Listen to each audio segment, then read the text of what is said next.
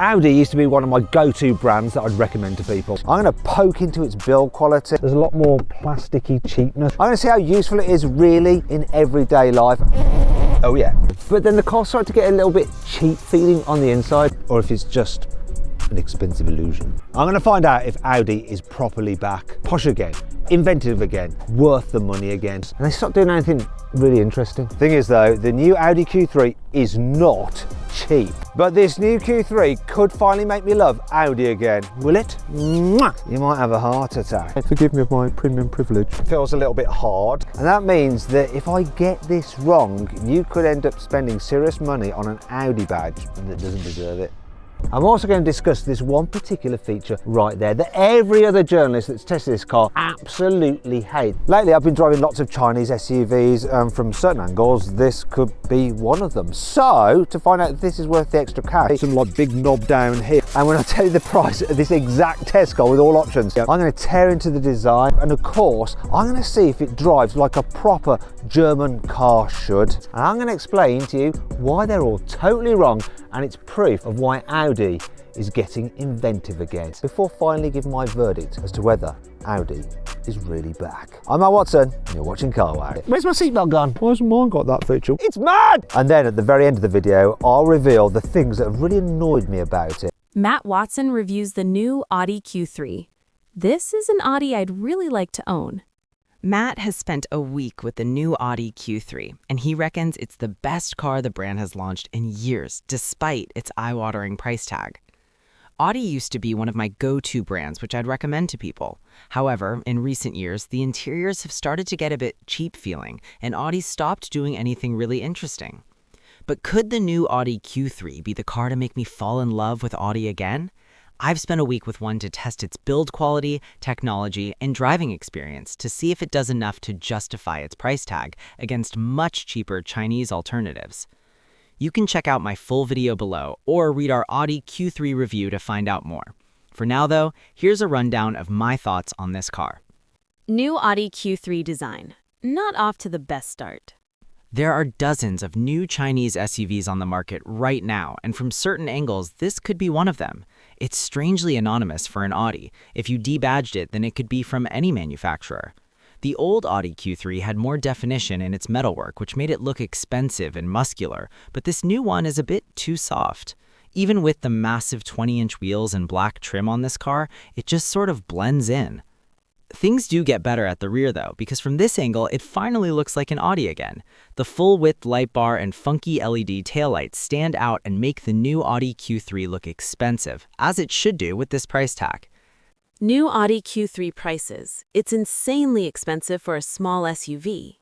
The new Audi Q3 starts from just over £38,000, although you can save an average of around £2,700 through CarWow at the time of writing. 65 horsepower, 2-litre turbo petrol. More It's than such the good BMW fun. X1, and it's £3,000 more than the old Audi Q3. So the starting price is a bit steep, but this range-topping Edition 1 model I have here is eye-wateringly expensive.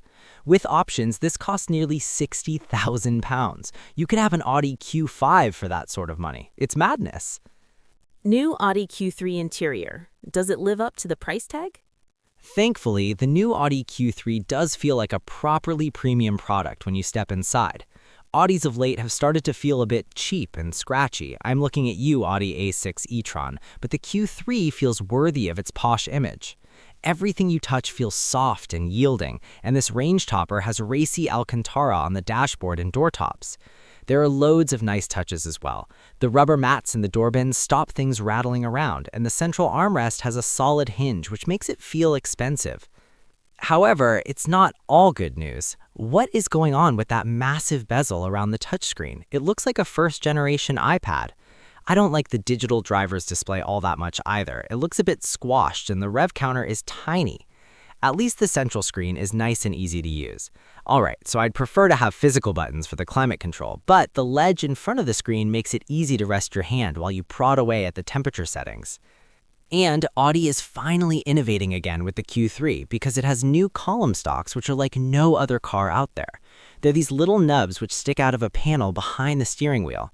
On one side is your gear selector, and this is the best place for it when you're flicking between drive and reverse in a tight car park. On the other side, you have buttons for your front and rear windshield washers, a knob for the wipers, and your indicators all in one neat package.